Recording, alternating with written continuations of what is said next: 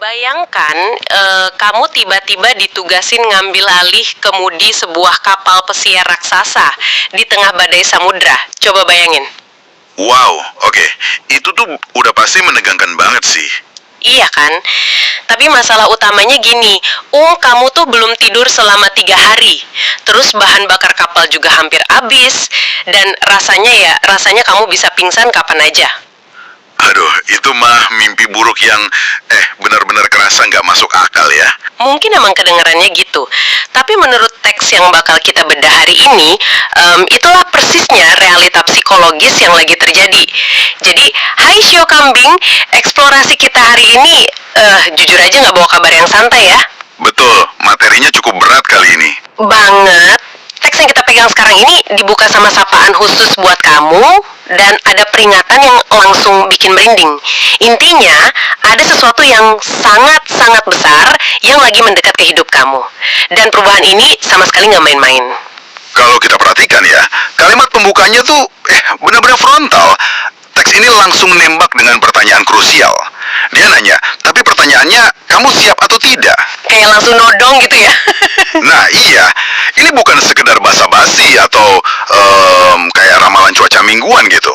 Sesuatu yang besar ini adalah pergeseran tektonik di hidup kamu. Dan peringatan itu ngasih tahu kalau kamu nggak bisa cuma jadi penonton doang pas pergeseran ini terjadi. Paham. Oke, mari kita bedah ini. Misi dari pembahasan mendalam kita hari ini bukan cuma buat bacain ramalan asmara atau karir kayak daftar belanjaan. Kita lagi megang sebuah teks pembacaan tarot yang sangat spesifik dan ini super personal untuk Shio Kambing. Benar, kita akan ngebedah polanya. Tepat. Kita bakal bedah pola, kausalitas, dan mekanisme psikologis dari kartu-kartu yang muncul ini. Kenapa? Karena deretan kartu ini menceritakan sebuah narasi yang luar biasa intim soal apa yang sebenarnya lagi terjadi di dalam kepala kamu sendiri saat ini. Yang paling menarik di sini tuh arsitektur pesannya. Kalau kita lihat strukturnya dari awal sampai akhir, kartu-kartu ini sama sekali nggak acak loh. Oh iya? Berarti ada jalurnya ya? Ada banget. Mereka ngebentuk semacam peta perjalanan kognitif dan emosional yang terhubung logis. Transisinya gerak dari titik kelelahan mental yang ekstrim, terus masuk ke krisis momentum, maksa kamu buat jujur sama diri sendiri, sampai akhirnya, boom, meledak jadi kebangkitan kapasitas diri. Wah, ini murni proses alkimia internal sih. Mari kita mulai dari tahap pertama deh, soalnya teks ini langsung melempar kita ke dalam sebuah kontradiksi yang tajam banget. Yang bagian kartu pertama itu ya? Iya, kartu pertama yang muncul tuh The Emperor. Sumber kita nyebutin secara eksplisit kalau ini tuh energi kekuatan, otoritas, sama kendali absolut. Sebuah tuntutan untuk tegas. Benar, kamu dituntut untuk pegang komando dan dilarang keras buat ragu pas ngambil keputusan besar. Tapi, nah ini anehnya, tepat setelah itu muncul kartu Nine of Wands terbalik. Kelelahan mental. Tepat banget, teksnya langsung ngasih realita pahit. Kamu tuh lagi capek banget, udah di ambang batas kewarasan dan rasanya mau nyerah aja. Pertanyaannya, gimana kita bisa jadi sosok di Emperor yang ngendaliin segalanya kalau energi dasar kita aja lagi habis-habisan di Nine of Wands terbalik ini? Nah, ini jebakan ilusi yang sering banget kita alami. Kita tuh sering berasumsi kalau ngambil keputusan besar itu butuh energi ekstra, kan? Pasti dong, makanya kita tunda kalau lagi capek. Tepat. Tapi kalau kita lihat dari lensa psikologi perilaku, mekanismenya justru kebalikannya. Rasa lelah ekstrim yang digambarin sama Nine of Wands terbalik itu, kemungkinan besar bukan karena kamu kebanyakan kerja fisik. Terus karena apa dong? Itu kelelahan psikologis akibat keputusan-keputusan besar yang selama ini justru nggak kamu buat. Tunggu, maksudnya rasa capek ini datang dari area abu-abu gitu. Cuma karena nahan beban dari pilihan yang terus-terusan kita gantung. Iya, persis. Di ilmu kognitif tuh ada yang namanya efek Zeigarnik. Jadi otak kita itu terus-terusan memproses tugas atau keputusan yang belum kelar. Oh, kayak aplikasi di HP gitu nggak sih? Yang terus jalan di background? Walaupun layar HP-nya mati, baterainya kan tetap kesedot habis tuh. Berada di area abu-abu, nggak mau ngambil sikap, itu hal yang paling nguras glukosa di otak kita. Jadi kehadiran The Emperor di sini tuh bukan beban tambahan buat kamu. Oh, malah kebalikannya ya? Iya, The Emperor itu resep obatnya. Ngambil kendali dan bikin keputusan mutlak alias nutup aplikasi yang nyedot baterai tadi, itu tuh satu-satunya jalan rasional buat ngentiin siklus kelelahan kamu. Wow, gila. Itu benar-benar ngerubah cara pandang kita sih. Jadi, ngambil kendali justru buat ngentiin capeknya. Tapi, aku mau jadi devil's advocate dikit nih. Silakan. Gimana tuh? Ngambil keputusan raksasa pas mental kita lagi compang-camping gitu kan resikonya tinggi banget ya. Kita bisa jadi impulsif atau malah ngerusak keadaan. Gimana teks ini ngejawab itu? Soalnya kalau kita nekat, kita bisa hancurin semua yang udah kita bangun. Tenang aja, sumber teks kita sepenuhnya antisipasi hal itu kok. Begitu kamu ngambil keputusan ala di MPR tadi, konsekuensi logisnya kan situasi bakal berubah drastis. Teksnya nyebutin kemunculan kartu Wheel of Fortune. Roda nasib ya. Bener, ini tuh momentum raksasa. Roda nasib kamu lagi muter, nyiptain titik balik hidup. Pergeseran nasib ini bergulir dengan sangat cepat, masif, dan bisa dibilang gaya dorongnya brutal. Nah, disinilah bagian yang sangat menarik buat aku. Soalnya tepat di sebelah Wheel of Fortune yang super cepat dan brutal itu, teks kita masukin kartu Temperance. Dan instruksinya tuh, kontras banget. Disuruh sabar kan? Iya, semesta nyuruh kamu sabar, jangan buru-buru, karena Temperance bawa keseimbangan. Aku ngeliat ada masalah praktis di sini loh. Wheel of Fortune itu kan ibarat ombak tsunami yang lagi datang ngegulung kencang. Terus Temperance nyuruh kita melambat. Maksudnya, apa kita disuruh berselancar gaya slow motion di atas ombak besar ini? Atau malah duduk diam aja di pinggir pantai pura-pura badannya nggak ada? Gimana coba aplikasinya di dunia nyata? Nah, mengartikan Temperance sebagai duduk diam di pinggir pantai itu miskonsepsi yang fatal banget pas lagi ngadepin Wheel of Fortune. Oh iya, terus harusnya kayak gimana? Coba kita pakai hukum fisika sederhana aja. Bayangin ada roda logam raksasa yang lagi muter kenceng banget. Kalau kamu panik dan coba pegangan di pinggiran rodanya, maksudnya bergerak reaktif ke tiap kejadian, gaya sentrifugalnya bakal gimana? Wah, bakal langsung lempar kita keluar sih, itu hancur pasti. Tepat. Semakin jauh kamu dari pusat putaran, goncangannya makin liar, kamu bakal terlempar. Ah, paham.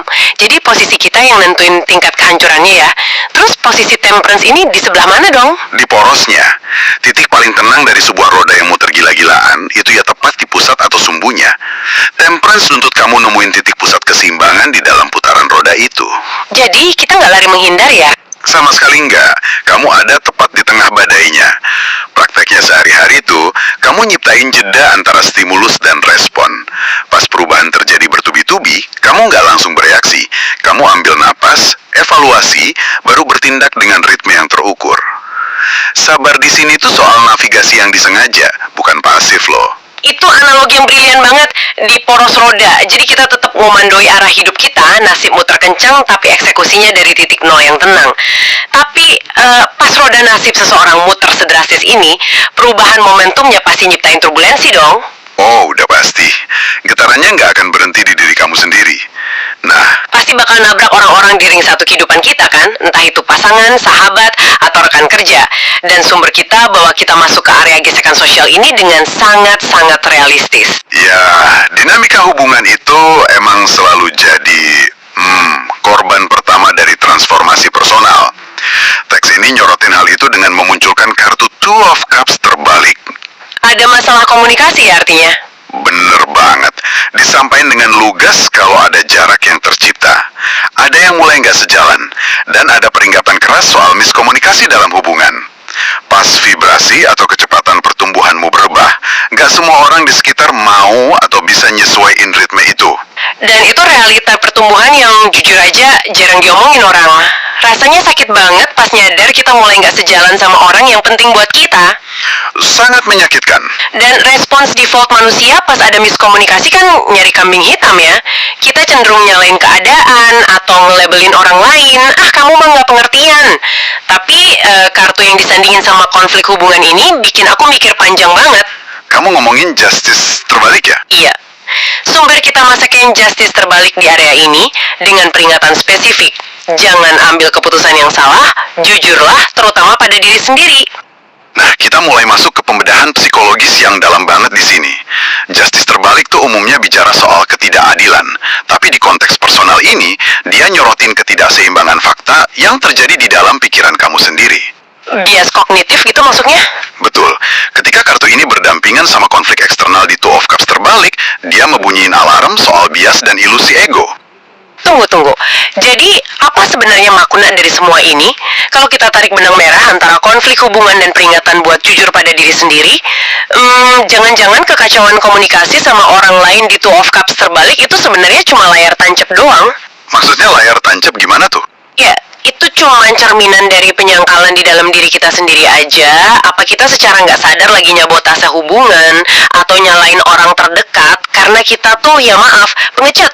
Karena kita nggak berani natap cermin dan ngakuin apa yang sebenarnya udah berubah di dalam diri kita. Wow, kalau kita hubungin ini sama gambaran besarnya, mekanisme pertahanan diri yang kamu sebutin itu akurat banget. Di ilmu psikologi, ini dikenal dengan istilah proyeksi. Proyeksi ego ya? Iya, sakit banget lo buat ego untuk ngakuin kalau, saya yang berubah, saya yang udah gak nginginin situasi ini lagi.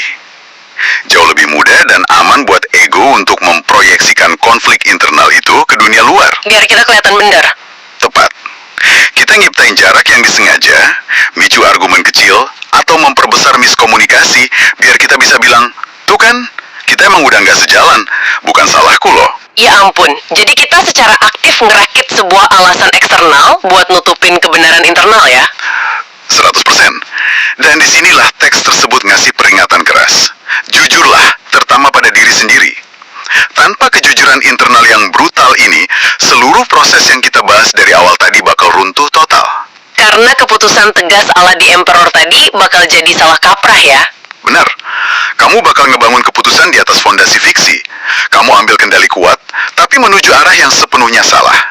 Justice terbalik itu minta audit total. Ketakutan terdalammu apa? Apa kamu bertahan murni karena cinta? Atau cuma karena kebiasaan dan takut mulai dari nol? Gila, ini bener-bener ngulitin ego kita sampai ke tulang. Maksa kita ngebongkar narasi korban yang sering kita pakai buat ngelindungi diri. Nggak nyaman banget, sumpah. Memang gak nyaman. Tapi di sisi lain melegakan sih, karena kendali atas konflik itu ternyata ada di tangan kita sendiri kan. Dan sepertinya keberanian buat ngelakuin audit kejujuran inilah yang jadi tiket masuk ke tahap selanjutnya. Soalnya setelah ngelewatin rentetan fase brutal ini, capek kognitif, turbulensi roda nasib, konfrontasi ego, sumber kita akhirnya ngubah nada bicaranya. Perubahannya drastis banget ya? Banget. Teks ini nggak ngebiarin kamu hancur berkeping-keping kok. Ada janji pergeseran energi yang masif di akhir. Kita mulai ngelihat hasil nyata dari alkimia penderitaan tadi. Teks ngasih kabar soal transisi dari krisis menuju pemulihan yang sangat kuat. Sangat kuat loh. Sumber kita maparin Five of Pentacles terbalik, yang artinya kamu pelan tapi pasti mulai jalan keluar dari masa sulit. Keluar dari rasa dikucilkan atau kekurangan. Tapi, itu belum puncaknya. Belum, puncaknya ada di energi setelahnya. Iya, puncaknya itu kemunculan Queen of Wands. Api yang sempat padam tadi, sekarang nyala lagi. Teksnya bahkan berseru dengan antusias banget. Kamu kembali bersinar, percaya diri kamu naik, aura kamu kuat banget. Memahami karakter Queen of Wands di sini tuh sangatlah krusial. Ini bukan rasa percaya diri yang dangkal atau kepura-puraan ya. Bukan fake it till you make it ya. Bukan sama sekali. Ini jenis karisma dan kemerdekaan batin yang cuma bisa diraih sama seseorang yang udah dipanggang di dalam api krisis tadi. Orang yang berani natap egonya sendiri tanpa berkedip dan bertahan. Luar biasa.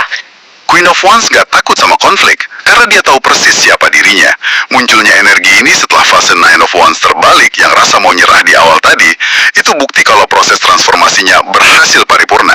Kamu gak cuma sembuh sedia kala, tapi kamu udah berevolusi jadi spesies yang berbeda. Aku ngebayangin ini tuh kayak adegan training montage di film-film pahlawan super loh. Oh, yang adegan lakian intens itu ya? Bener. Di awal cerita kita ngeliat kamu, si Shio Kambing ini, jalan tertatih-tatih keluar dari badai salju, penuh luka. Itu kan fase Five of Pentacles. Iya. Terus adegan berikutnya musik berubah, kamu berdiri di puncak tebing, mancarin api dan rasa percaya diri yang tak terbendung. Kamu menjelma jadi Queen of Wands. Metafora visual yang cakep banget. Tapi kita harus hati-hati biar nggak terjerumus ke toxic positivity nih. Teks sumber kita itu sangat bijak dan membumi. Maksudnya nggak ngejanjiin hidup bebas masalah gitu. Tepat. Dia nggak ngejual ilusi kalau setelah kamu di puncak tebing itu hidupmu bakal mulus. Karena Karena tepat sebagai penutup, muncul kartu Seven of Wands. Teks ngasih realita akhir, akan ada tantangan, tapi kamu punya kekuatan buat bertahan. Jangan mundur. Jadi ini bukan cerita dongeng happily ever after ya. Masalah baru masih bakal terus nabrak kita. Masalah kan syarat mutlak eksistensi manusia. Tantangan selalu ada, tapi mekanismenya kini udah berubah total. Coba bandingin Seven of Wands di akhir ini sama Nine of Wands terbalik di awal sesi tadi. Dua-duanya sama-sama ngomongin perjuangan kan? Betul, bedanya ada pada kapasitas sistem operasimu. Di awal, kamu ngadepin tantangan dengan sisa tenaga, kebingungan, dan pengen pingsan. Kalau sekarang? Sekarang, di bawah naungan Queen of Wands, kamu ngadepin tantangan dengan postur yang tegak, mental yang jernih, dan boundaries yang sangat tegas. Masalahnya mungkin mirip, tapi kamu udah bukan orang yang sama. Kamu punya keunggulan taktis buat mempertahankan wilayahmu tanpa mundur sejengkal pun. Gila, merinding sih. Kamu nggak lagi reaktif nyoba bertahan hidup, tapi proaktif mempertahankan ruang yang udah dimenangin pakai keringet ya. Eksplorasi kita hari ini benar-benar ngebongkar kedalaman ramalan yang awalnya kelihatan simpel. Sepenuhnya setuju. Ini bukan lagi urusan nasib baik atau sial buat sio kambing. Ini buku panduan psikologis buat masa transisi. Rangkumannya adalah soal memulihkan otoritas atas diri sendiri. Mulai dari nyadarin rasa capek itu dari keraguan sampai akhirnya berani jujur ngebedah ilusi ego ya, dan melahirkan versi diri yang berkapasitas tinggi. Dan ini bawa kita pada kalimat penutup dari sumber teks kita, sebuah rangkuman yang mengikat seluruh perjalanan intens ini. Teksnya nutup sama konfirmasi kuat yang menggemakan semua obrolan kita. Ini bukan akhir, ini adalah awal dari versi baru dirimu. Kamu sedang ditempa jadi lebih kuat. Kata ditempa ini, pilihannya mekanis dan akurat banget loh. Maksudnya proses penempaan besi gitu ya? Betul. Sepotong baja kualitas tinggi nggak akan pernah jadi pedang yang kuat tanpa ngelewatin siksaan pukulan palu bertubi-tubi dan panasnya tungku api. Nah, pukulan palu dan tungku api itulah realita hidup yang lagi terjadi sekarang buat kamu. Dan kalau kamu ngerasain resonansi yang kuat sama obrolan kita tadi, sumber kita ngasih satu instruksi terakhir nih, semacam seruan aksi. Buat ngunci niat di bawah sadar ya. Tepat. Teks ini nantang kamu buat nyatain dengan lantang atau menuliskannya sebagai kontrak personal. Aku siap berubah. Dan deklarasi kayak gitu tuh nggak sepele. Secara psikologis, nyatain kesiapan verbal itu langkah sadar pertama buat niadain penyangkalan diri di justice terbalik tadi loh. Wujud nyata dari ngambil kendali ala di Emperor. Dia cuma lagi ngosongin ruang biar versi barumu yang bersinar bak Queen of Wands bisa ambil alih kemudi. Tapi ingat, hukum fisika pertumbuhan selalu nuntut pertukaran ruang. Dua hal nggak bisa nempatin ruang yang sama barengan ya. Betul. Jadi pertanyaan pemantik buat kamu bawa pulang dan renungin hari ini, bagian lama mana dari identitas dan egomu yang paling berat untuk kamu bunuh? Agar versi baru yang luar biasa ini punya cukup ruang untuk akhirnya bernapas dan hidup. Wah, itu harus dijawab sendiri sih sama mereka. Pastinya, terima kasih ya sudah menemani kami menyusuri lorong psikologis yang menantang ini. Sampai jumpa di pembahasan mendalam kita selanjutnya.